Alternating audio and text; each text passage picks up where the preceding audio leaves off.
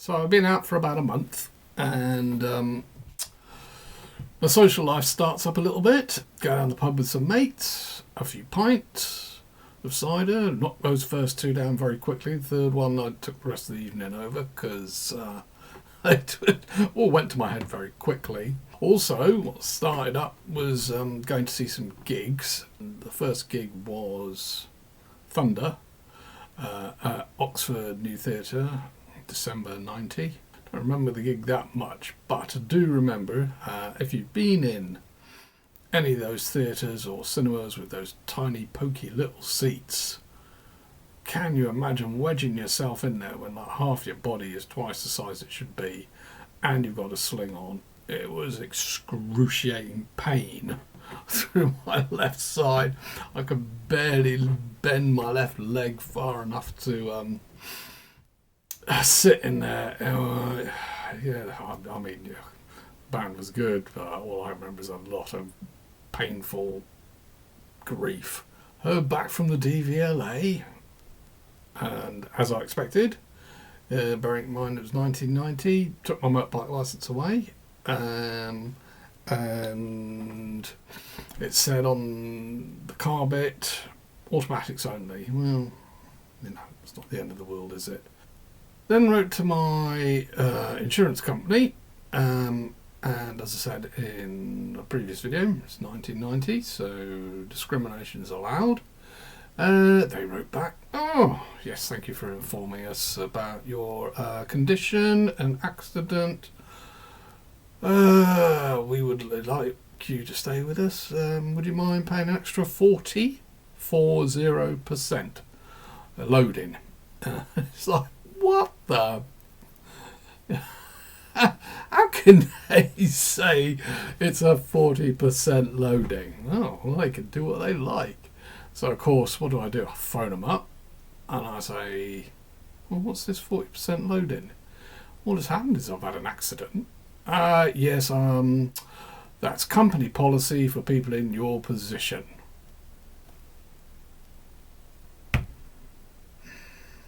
Okay, I'll cancel my policy and have a refund because I'd only taken it out just a month before. Oh, yes, you can do that, sir. As it's after the first month, you'll get 50% back. What? Yeah, that was it. So the choice was pay an extra 40% or only get half the money back. So in the end, I paid the 40%. Yeah, I mean, it's disgusting, absolutely disgusting. And I won't name the company, but I never insured myself for them ever again. Even if they came back as the cheapest quote from a broker, I'd say, nope, I'm not insuring myself for them. And they say, why not? It's the cheapest. And I explain the situation. They go, oh, well, fair enough. But yeah, 40% loading. Welcome to discrimination.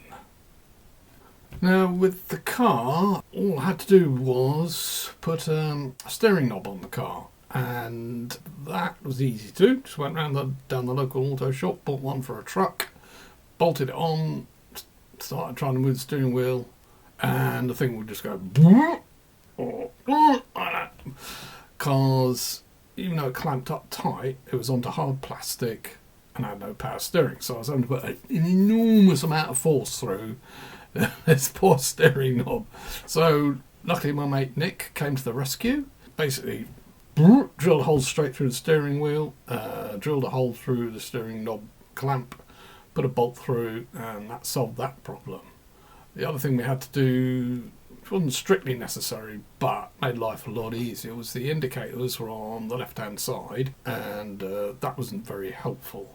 So we took the cowl off around the steering column, found out the bracket that holds the indicators, windscreen wipers, which circular bracket tack welded in two places, so we ground them off, spun it through 180 degrees, tack welded them back on, and away I went. Fantastic. So I was mobile.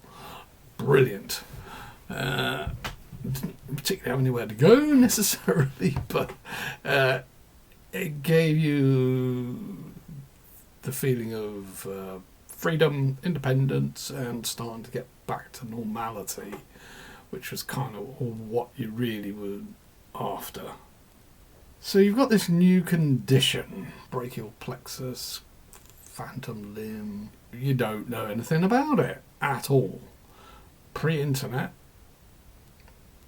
pre-everything almost, it feels like now. So you start trying to do a bit of research. You do a bit of reading up on it, and you might go down the library and find stuff. Occasionally there's an article in a newspaper, and people that had heard about the accident would send me cuttings and say, oh, did you know about this and did you know about that?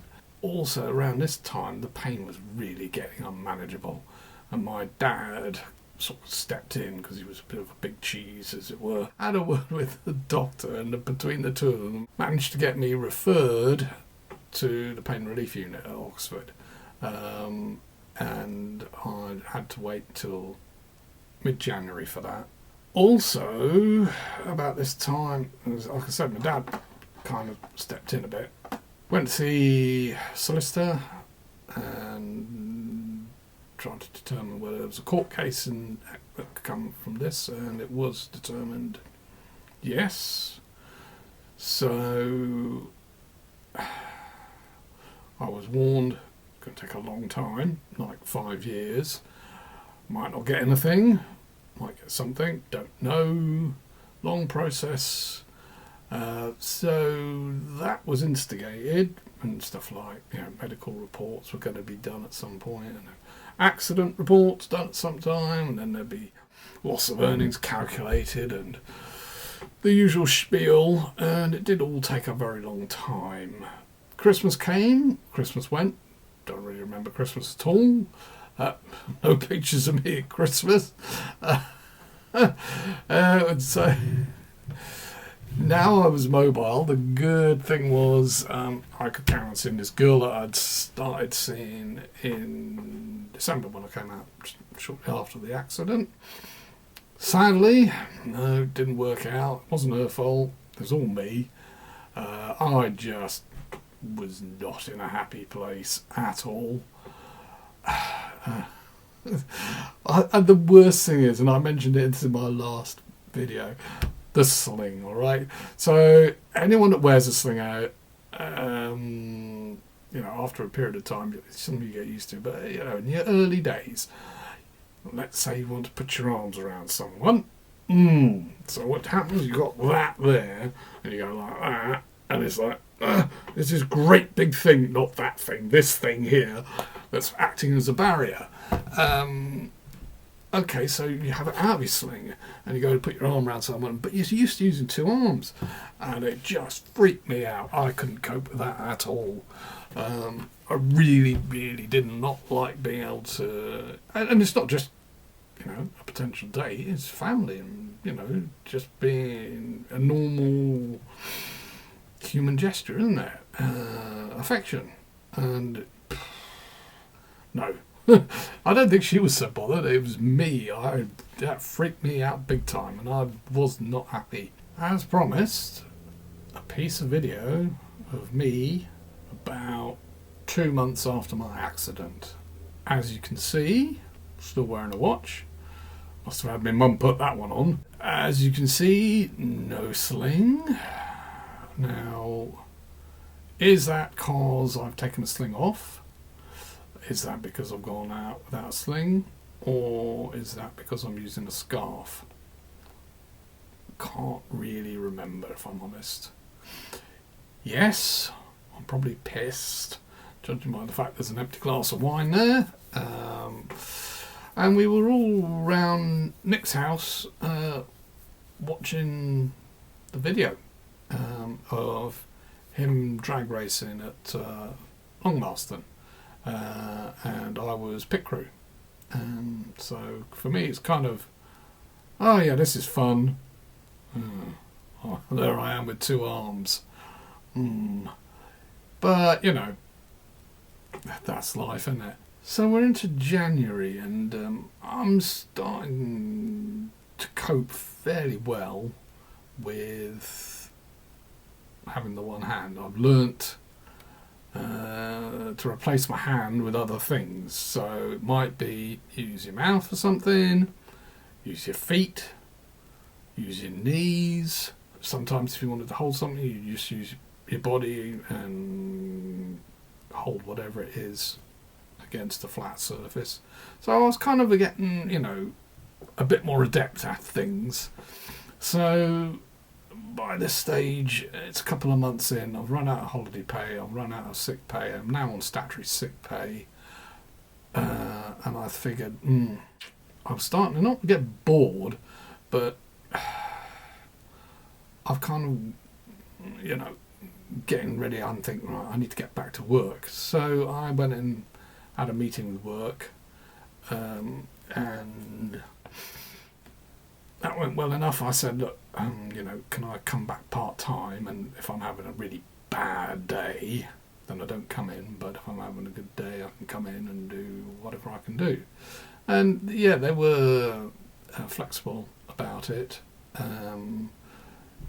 And so the plan was for me to start beginning of February.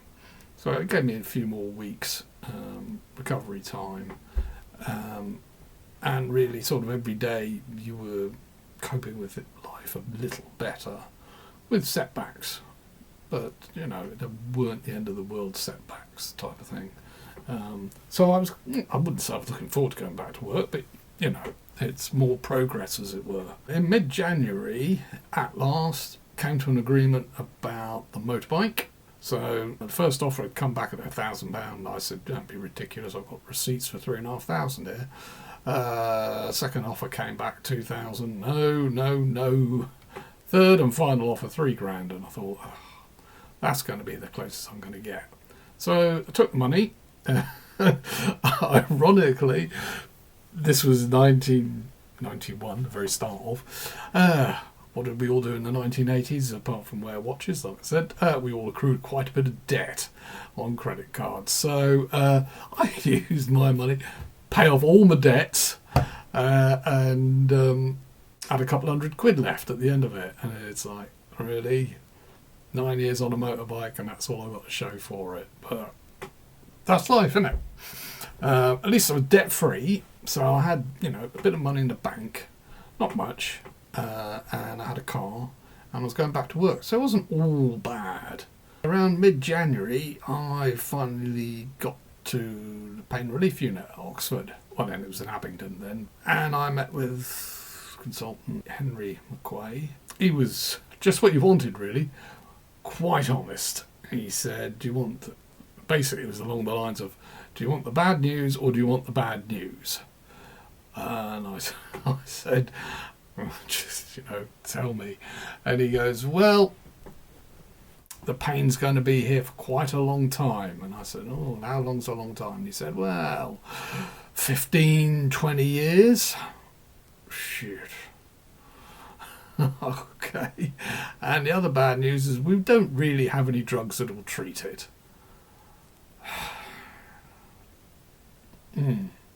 He said there's various drugs that help, but nothing that's going to eliminate the pain. It's something you're going to have to learn to live with. Right, okay. So they started me on carbamazepine, and it was, I think I was on 1800 milligrams a day. And did it make any difference straight away? Not really, not a lot. But he did say, stick with it. Plus they got other things started, so occupational health got involved, physiotherapy got involved, so that all sort of kicked off in the next month, so I'll cover that then. But at last things were rolling. Also, what was helping around this period was I started to get a few items that I still use today. So a neoprene red mat for the kitchen, so you could put your dish on it, or if you wanted to put a jar on, and so you could twist the top, You know, it's a non-slip flat mat. Interestingly enough, it's also very good for getting oil filters off. I've used it on various cars, and it's great on Harleys as well. I use it on those because they're always jammed on the stupid things. So, yeah, you get a really good grip with it.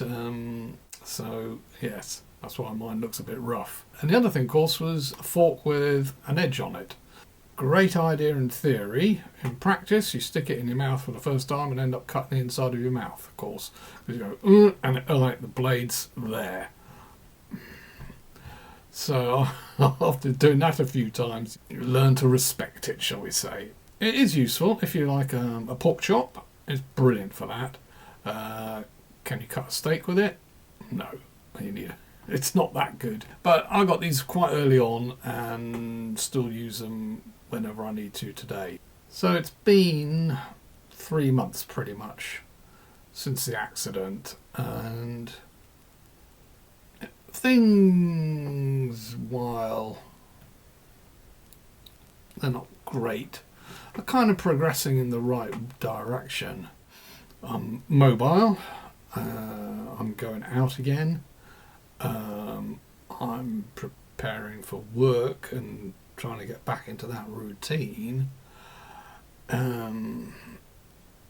I've accepted what's happened to me and learning to live with it.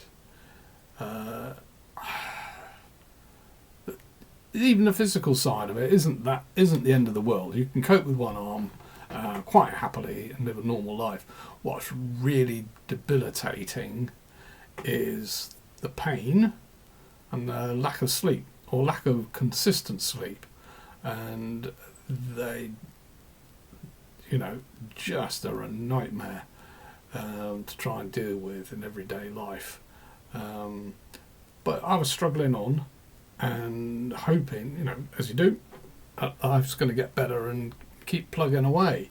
As it turned out, the next 3 months, so months 3 to 6, i.e. the next video, was really very grim. I know I laugh about it now, but geez, no, not good. So, see you at the next video.